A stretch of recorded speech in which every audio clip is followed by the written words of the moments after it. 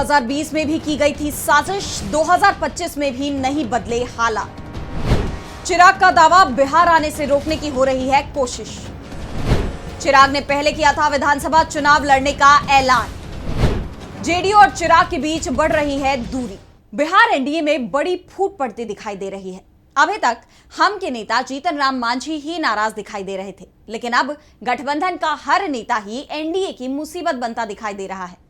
अभी कुछ दिनों पहले एलजेपीआर के चीफ और केंद्रीय मंत्री चिराग पासवान दावा कर रहे थे कि वो बिहार में विधानसभा का चुनाव लड़ेंगे, लेकिन जब वो नीतीश कुमार के गढ़ में रैली करने पहुंचे तो उनके तेवर बदले बदले दिखाई दिए। चुनाव लड़ने की बात तो वो लगभग टाल ही गए और इशारों इशारों में नीतीश कुमार पर जबरदस्त हमला बोल दिया। चिराग ने जो कहा उससे जेडीयू सबसे ज्यादा चिंता में दिख रही है, तो वहीं बीजेपी के लिए भी संकट के संकेत मिल रहे हैं, क्योंकि बीजेपी इस बार बिहार में अपना सीएम बनाने की कोशिश में जुटी हुई है और इसके लिए चिराग और नीतीश दोनों को ही साथ रखना जरूरी है। कम से कम चुनावों तक तो गठबंधन बनाए रखना बीजेपी की मजबूरी है। तो आज हम बीजेपी की बढ़ती मुसीबत और चिराग के नए ऐलान, जिसने नीतीश कुमार की चिंता को भी बढ़ा दिया है, इन सभी मुद्दों पर अपनी स्पेशल रिपोर्ट में करेंगे बात। नमस्कार, मैं आराधना। तो शुरू करते हैं हमारी एक खास रिपोर्ट। तो चिराग पासवान अभी तक दावा कर रहे थे कि वो विधानसभा चुनाव लड़ेंगे, बिहार बुला रहा है। एलजेपीआर की तरफ से तो यहां तक कह दिया गया कि चिराग पासवान किसी सामान्य सीट से चुनाव लड़ेंगे, वो आरक्षित सीट से चुनाव मैदान में नहीं उतरेंगे। एलजेपीआर के इस बयान को सीधे सीधे नीतीश कुमार के लिए चुनौती माना गया था, क्योंकि नीतीश कुमार 20 सालों से जनता के बीच में नहीं गए हैं। वो विधान परिषद के जरिए ही सदन में पहुंच रहे हैं। करीब 30 सालों से उन्होंने विधानसभा का चुनाव ही नहीं लड़ा है। ऐसे में पहले चिराग पासवान का चुनाव लड़ने का ऐलान करना और फिर यह कहना कि वो सामान्य सीट से चुनाव लड़ेंगे, सीधे सीधे नीतीश को चुनौती माना जा रहा था। और अब नीतीश कुमार के गढ़ नालंदा में चिराग के ऐलान ने नीतीश की परेशानी को और बढ़ा दिया है। नालंदा के राजगीर में चिराग पासवान ने एलजेपीआर की रैली में कहा कि आज फिर एक साजिश रची जा रही है चिराग पासवान को रोकने के लिए। एक वो दौर था जब चिराग पासवान ने साल 2020 में बिहार फर्स्ट, बिहारी फर्स्ट का नारा दिया था। उस वक्त साजिश रची गई थी चिराग पासवान को समाप्त करने के लिए। घर, पार्टी, सब कुछ तोड़वाने का काम किया गया था।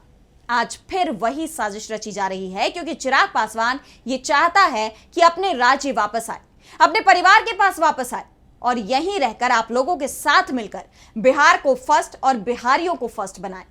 आपको बता दें कि 2020 में बिहार विधानसभा चुनाव से पहले नीतीश कुमार और चिराग पासवान दोनों ही एनडीए में रहते हुए एक दूसरे के खिलाफ आमने सामने आ गए थे। नीतीश कुमार चुनाव में 7 निश्चय के नाम पर पार्टी का संकल्प पत्र लाए थे और उसी के सहारे चुनाव मैदान में उतरे थे। तो चिराग पासवान ने बिहार के विकास के लिए नीतीश के विजन पर सवाल उठा दिए। उन्होंने फर्स्ट बिहारी का नारा दिया था। दोनों के बीच हुए टकराव का असर यह रहा कि चिराग पासवान एनडीए छोड़ गए और उन्होंने नीतीश कुमार की पार्टी जेडीयू के खिलाफ अपने उम्मीदवार उतार दिए थे। अकेले चुनाव लड़ने का नुकसान चिराग पासवान को तो हुआ, उनकी पार्टी को सिर्फ एक ही सीट मिली और बाद में वो विधायक भी जेडीयू में शामिल हो गया। लेकिन नीतीश कुमार की पार्टी को भी उन्होंने जबरदस्त नुकसान पहुंचाया और जेडीयू की सीटें 71 से घटकर 43 रह गई थी। और अब एक बार फिर चिराग के तेवर बता रहे हैं कि वो बहुत बड़ा खेल कर सकते हैं। इसे लेकर उन्होंने संकेतों में नीतीश कुमार पर हमला भी बोला। चिराग पासवान ने कहा कि मेरे रास्ते में बाधाएं खड़ी की जा रही हैं, लेकिन मैं निराश नहीं होने वाला। मेरी पार्टी में विभाजन और मेरे परिवार में दरार पैदा करके मुझे तोड़ने के पहले के प्रयास मुझे हतोत्साहित करने में विफल रहे हैं।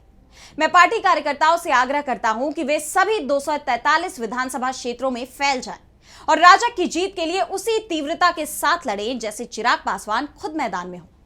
आप मुझे विधानसभा चुनावों में राजग की जीत दिलाइए, मैं आपको एक विकसित बिहार दूंगा।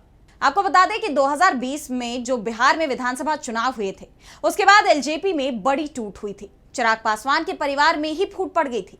चिराग के चाचा पशुपति पारस 6 में से 5 सांसदों को लेकर अलग हो गए थे। चिराग पासवान से पार्टी का नाम और निशान तक छीन लिया गया। मोदी सरकार ने दिल्ली में वो बंगला खाली करा लिया था जो मंत्री की हैसियत से चिराग पासवान के पिता रामविलास पासवान को मिला था। जब एलजेपी में फूट पड़ी तो बीजेपी ने चिराग की कोई मदद नहीं की। उस वक्त एलजेपी के नेताओं की तरफ से इस बगावत के पीछे नीतीश कुमार को जिम्मेदार माना गया था और यह भी कहा गया कि नीतीश के दबाव में मोदी सरकार ने पशुपति पारस को मंत्री पद भी दे दिया था और चिराग पासवान को एनडीए से बाहर का रास्ता दिखा दिया। लेकिन जब नीतीश कुमार ही एनडीए छोड़ गए तो चिराग की वापसी हो पाई। ऐसे में चिराग पासवान का 2021 में पार्टी के अंदर हुई बगावत का नीतीश के गढ़ में जिक्र करना बड़े संकेत दे रहा है। इस बीच चिराग पासवान की तरफ से यह भी ऐलान किया गया कि वो बिहार में विधानसभा का चुनाव नहीं लड़ेंगे। वैसे चिराग ने यह बात खुलकर तो नहीं कही, लेकिन जो ऐलान किया उससे साफ हो गया है कि चिराग पासवान ने अपने पुराने बयान से यू टर्न ले लिया है। चिराग ने कहा कि विरोधी सवाल करते हैं कि क्या चिराग पासवान चुनाव लड़ेंगे बिहार से। ना मैं टूटने वाला हूं, ना मैं झुकने वाला हूं, और डरता तो भैया मैं किसी से नहीं। मैं चुनाव लड़ूंगा, लेकिन बिहार से चुनाव नहीं लड़ूंगा, बिहार के लिए चुनाव लड़ूंगा। सभी विधानसभा सीटों पर जाकर चुनाव लड़ने का काम करूंगा। चिराग पासवान का यह कहना कि मैं गठबंधन के तहत सभी 243 सीटों के लिए चुनाव लड़ूंगा। बिहार और बिहार फर्स्ट, बिहारी फर्स्ट के लिए चुनाव लड़ेंगे। ऐसे में यह साफ हो गया है कि चिराग खुद चुनाव न लड़कर अपने उम्मीदवार उतारेंगे, जबकि पहले उन्होंने खुद चुनावी समर में उतरने का इशारा किया था, जिसके बाद मुख्यमंत्री नीतीश कुमार पर दबाव बढ़ने के कयास भी लगाए जा रहे थे। लेकिन अब चिराग की तरफ से साफ संकेत दिए जा रहे हैं कि वो 2020 वाली नीति पर ही आगे बढ़ेंगे, और चिराग के ये तेवर नीतीश की चिंता बढ़ाते दिखाई दे रहे हैं। वैसे कहा तो यह भी जा रहा है कि जिस तरह से हाल ही में सर्वे रिपोर्ट सामने आ रहे हैं, उसमें महागठबंधन को मजबूत बढ़त बताई जा रही है, और चिराग पासवान को यह डर लग रहा है कि अगर उनके चुनाव लड़ने के बावजूद परिणाम में कोई बदलाव नहीं आया और एनडीए को हार मिलती है, तो उन्हें इस हार का जिम्मेदार ठहराया जा सकता है। इसलिए उन्होंने अचानक ही अपने पुराने बयानों से यू टर्न ले लिया है। लेकिन जिस तरह से उन्होंने नालंदा में पहुंचकर पार्टी में टूट को लेकर बड़ा बयान दिया, उससे नीतीश कुमार की परेशानी जरूर बढ़ती दिखाई दे रही है। वैसे दावा यह भी किया जा रहा है कि चिराग पासवान की तरफ से अभी तक कोई फैसला नहीं किया गया है। वो सीट बंटवारे को लेकर एनडीए के अंदर तय होने वाले फॉर्मूले का इंतजार कर रहे हैं। चिराग पासवान राज्य में 40 से 50 सीटों पर दावेदारी कर रहे हैं, लेकिन संकेत मिल रहे हैं कि एनडीए में चिराग पासवान की एलजेपीआर को 25 से 28 सीटें ही मिल पाएंगी। ऐसे में चिराग पासवान बीजेपी और जेडीयू पर लगातार दबाव बना रहे हैं। जेडीयू ने तो पहले ही साफ कर दिया है कि चिराग पासवान को एनडीए में बनाए रखने की जिम्मेदारी बीजेपी की है। चिराग अगर एनडीए से बाहर भी जाते हैं तो जेडीयू के साथ वो 2020 वाला खेल नहीं कर पाएंगे। लेकिन चिराग के तेवरों से एनडीए चिंता में जरूर दिखाई दे रहा है। तो दूसरी तरफ इस पूरे मामले में जिस तरह से बीजेपी की तरफ से चुप्पी साधे रखी गई, उससे कई सवाल जरूर उठ रहे हैं कि कहीं बीजेपी की तरफ से नीतीश को कमजोर करने की कोशिश तो नहीं हो रही है। बहरहाल आज इस स्पेशल रिपोर्ट में इतना ही। अगर आपको ये वीडियो पसंद आई तो वीडियो को लाइक करना ना भूलें और चैनल को सब्सक्राइब कर लें। देश दुनिया की तमाम बड़ी खबरों के लिए देखते रहिए डीबी लाइव और मुझे दीजिए इजाजत। नमस्कार।